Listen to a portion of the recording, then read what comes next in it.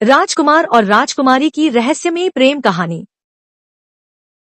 राजकुमार वज्रमुकुट अपने मित्र के साथ शिकार के लिए घने जंगल में गया, जहां उसे एक सुंदर तालाब मिला जिसमें कमल खिले थे और हंस तैर रहे थे। तालाब के किनारे राजकुमारी पद्मावती अपनी सहेलियों के साथ स्नान करने आई, जिसे देखकर राजकुमार पूरी तरह मोहित हो गया और उसे अपनी ओर आकर्षित पाया। राजकुमारी ने बिना बोले इशारों में कमल के फूल को कान, दांत, पैर और छाती से लगाकर राजकुमार को अपना गुप्त संदेश दिया और वहां से चली गई।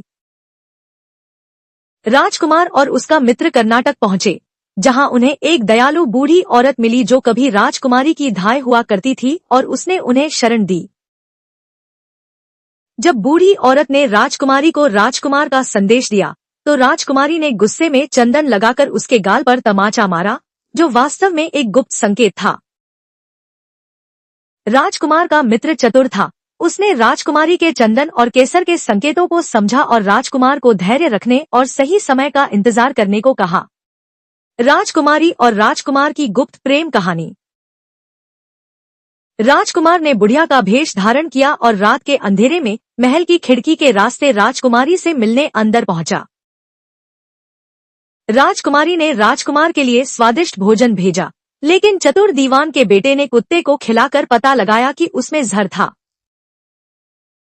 दीवान के बेटे की योजना के अनुसार राजकुमार ने सोते हुए राजकुमारी की जांघ पर त्रिशूल का निशान बना दिया और उसके गहने ले आया।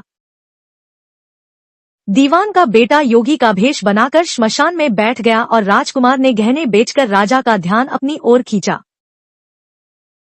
राजा ने जब राजकुमारी की जांघ पर त्रिशूल का निशान देखा, तो उसने योगी की सलाह मानकर उसे जंगल में छोड़ दिया।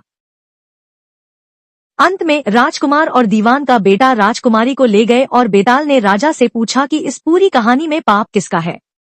राजा ने बहुत सोच विचार करने के बाद न्याय किया और स्वीकार किया कि असली गलती उसी की थी जिसने बिना सोचे फैसला सुनाया। राजा ने स्पष्ट किया कि दीवान के बेटे और कोतवाल ने तो केवल अपने स्वामी की आज्ञा का पालन किया था, उनका कोई दोष नहीं था। राजा को अपनी भूल का एहसास हुआ कि उसने बिना सोचे समझे एक निर्दोष व्यक्ति को देश निकाला दे दिया था, जो एक बड़ा पाप था। जैसे ही राजा ने चुप्पी तोड़ी और सही न्याय किया, बेताल एक जोरदार ठहाका लगाकर फिर से उसी पुराने पेड़ पर जा लटका। राजा हार नहीं माना और धैर्य के साथ एक बार फिर उस भयानक पेड़ की ओर बढ़ा ताकि बेताल को दोबारा पकड़ सके। जब राजा ने बेताल को फिर से अपने कंधे पर उठा लिया, तब बेताल